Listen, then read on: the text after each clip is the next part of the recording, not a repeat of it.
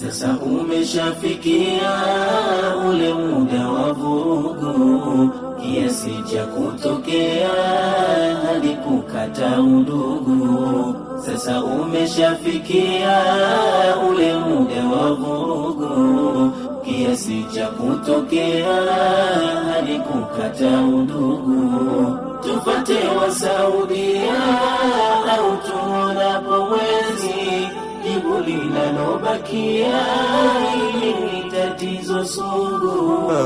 Vipi twashindwa tulia, hali tunalo jawabu, nguvu tunazotumia wala hatuna sababu.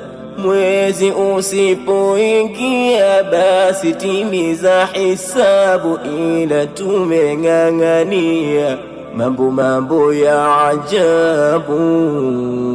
Twafaa kuwasikia ni viongozi wa dini ambao hutupatia fatwa kote nchini. Twafaa kuwasikia ni viongozi wa dini ambao hutupatia fatwa kote nchini, wala sio kufatia mwandamo wa duniani, eti kisa Saudia ndiko kitovu cha dini. Sasa umeshafikia ule muda wa vurugu, kiasi cha kutokea hadi kukata udugu. Sasa umeshafikia ule muda wa vurugu, kiasi cha kutokea hadi kukata udugu. Tufate wa Saudia au tuonapo mwezi,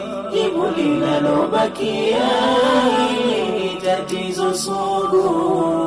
Lau teknolojia isingewepo daima, ni kwa vipi tungejua Saudi umeandama? Nani tungemsikia tukifata akisema, jaribu kufikiria, jaribu na kutazama.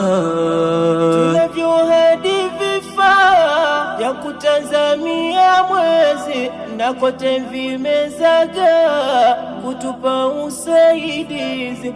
Tunavyo hadi vifaa kwa kutizamia mwezi, na kote vimezaga kutupa usaidizi.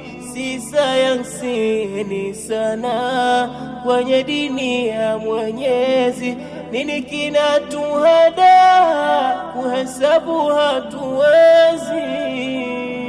Muislamu tulia, mitandaoni fitina, hii teknolojia tunao makini sana. Muislamu tulia, mitandaoni fitina, hii teknolojia tunao makini sana.